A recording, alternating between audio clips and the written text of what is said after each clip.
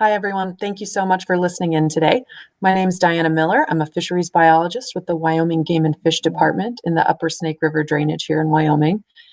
And we really hope to have this meeting in person, but as you all know, we're living in a much different reality than we expected just a few months ago. So we'll do what we can utilizing technology for this instead. I do appreciate your interest in the Upper Snake River drainage and its fisheries, as well as Game Creek, which is what I'd like to talk to you about today. So without further ado, we'll see if we can get technology to work for us here. And hopefully you all can see this presentation. All right. So the project I'd like to talk to you about today is restoring Snake River cutthroat trout to Game Creek. Game Creek is a small tributary to Flat Creek on the South Park Wildlife Habitat Management Area south of the town of Jackson. This is a small stream, and it's really more commonly known for its biking and hiking, not necessarily its fishing. But that pretty little stream where your dog stopped to cool down or take a drink used to be a spawning stream for Snake River cutthroat trout. And in fact, in 1954, Harold Hagen wrote a book entitled A Fishing Guide to Jackson Hole. And in this book, Hagen identified Game Creek as a good place to fish for cutthroat trout in the early season because it did hold spawning fish, and it typically cleared up before many of the other streams in the area. Unfortunately, today, the story is very different, and cutthroat trout have vanished from Game Creek. And the disappearance of cutthroat trout can really be traced back to two major events. This figure shows an annual timeline from 1941 to 1983, and then there's a break until 2016. The items in red on the top of the timeline show those that have negatively impacted the cutthroat trout in Game Creek, and the bottom side of the timeline shows the fish composition in Game Creek over time. The first activity that really led to the decline in cutthroat trout was the periodic stocking of brook trout by us, the Game and Fish. And as you can see, brook trout were only stocked 8 of the last 80 years in Game Creek, while cutthroat trout were stocked 20 of the last 80 years. So over double the number of stocking events for cutthroat trout than brook trout.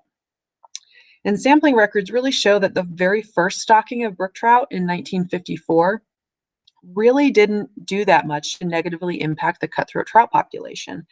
And it really wasn't until the construction of the new highway in the 60s that led to the installation of a culvert on Game Creek that was not passable to cutthroat trout from Flat Creek that were trying to move up to spawn, that we really saw a difference in the brook trout population.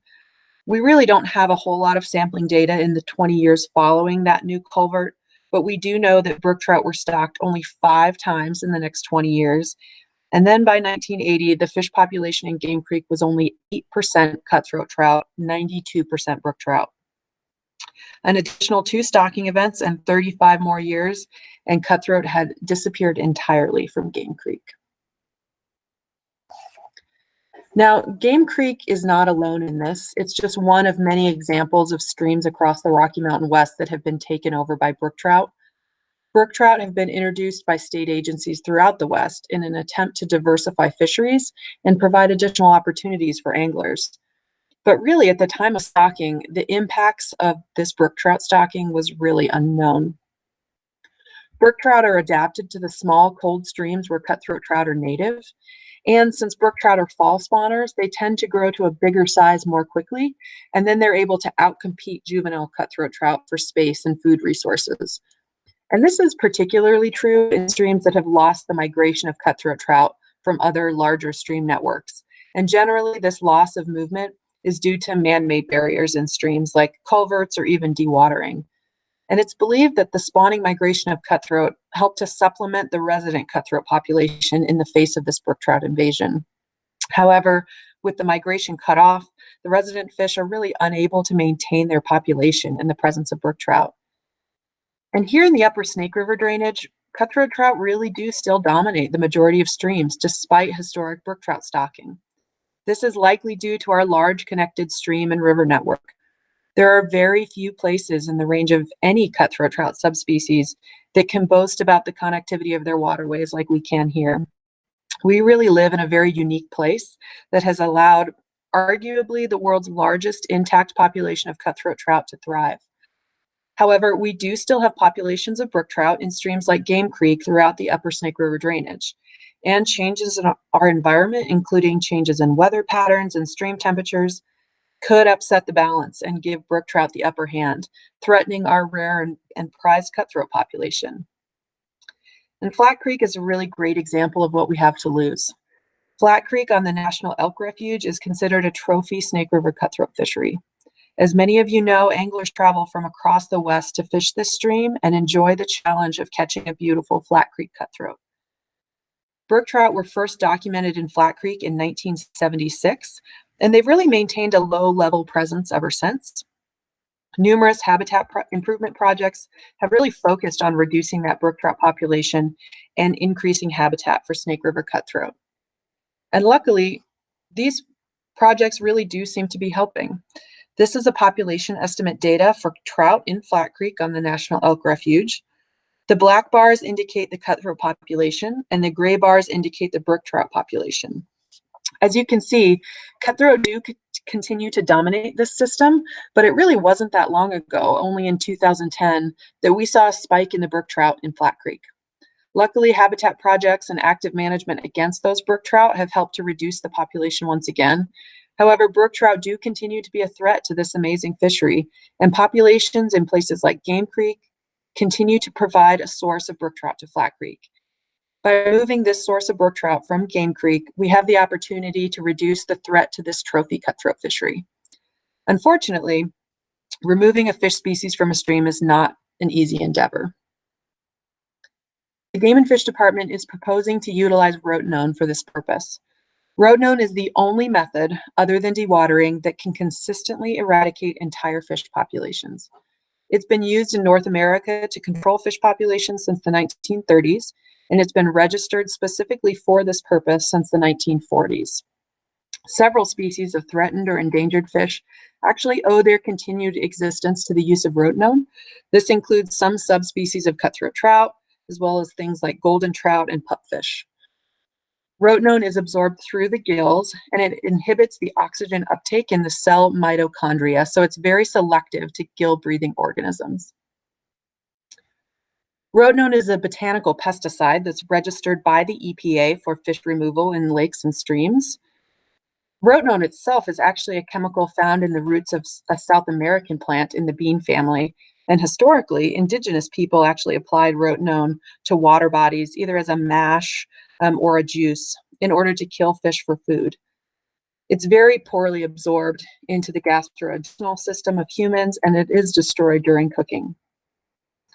Rotenone itself is really quite common in the US, and it has been registered for use as an insecticide for pets, livestock, and even crops over the years. Because rotenone is registered by the EPA, there are very strict regulations regarding its use and application. The maximum rate of application for rotenone in a water body is only 4 parts per million. And there are a lot of myths out there regarding the impacts of rotenone, and I want to touch on some of those common ones very briefly. The first, and I think most common myth, is that rotenone causes Parkinson's disease. This myth stems from a single study where rats were continuously injected with rotenone into the jugular vein for 5 months. These rats then developed symptoms that were consistent with Parkinson's disease. These symptoms have not been found again in any other similar studies that were conducted.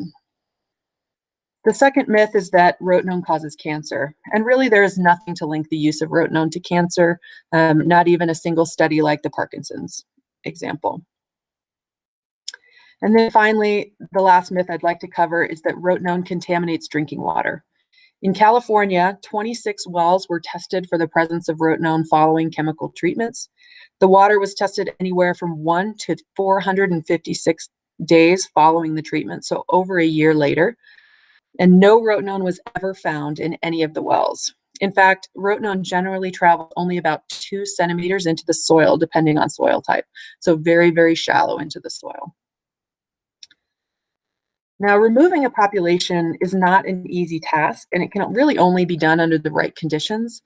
And luckily, Game Creek does provide a unique opportunity where brook trout removal is actually possible.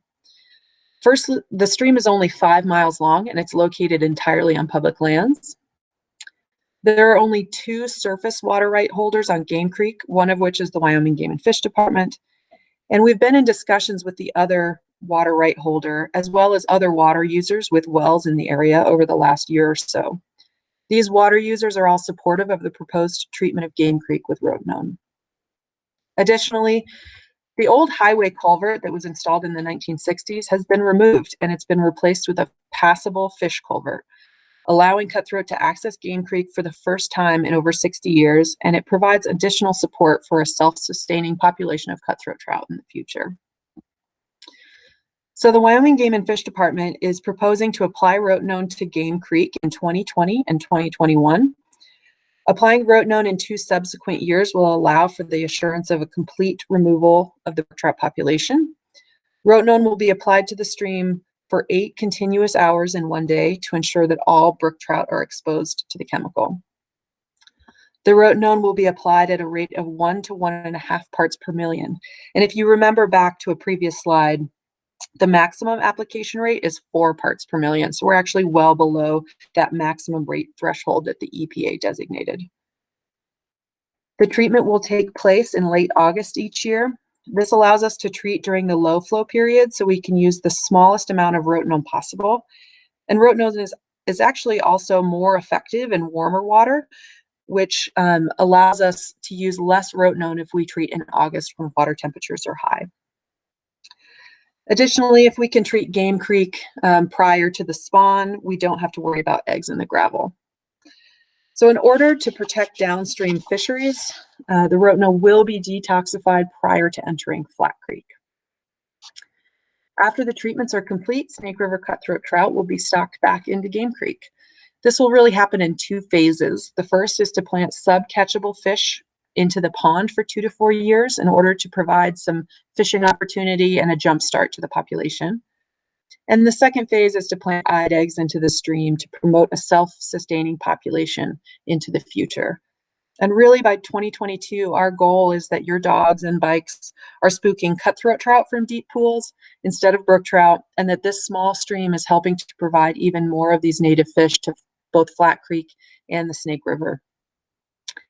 And I want to thank you all again for participating in this presentation today. In order to ask a question or make a comment, please contact me. My contact information is here on the screen. I want to thank you again for your interest in Game Creek. This presentation will remain on the website here through the month of May, and we'll be taking comments throughout that time and then making our decision on whether or not we're going to proceed with this chemical treatment. We really look forward to hearing from you. I would love to take any questions or comments you have, so please feel free to contact me. Thanks again for your interest, and I look forward to hearing from you all soon.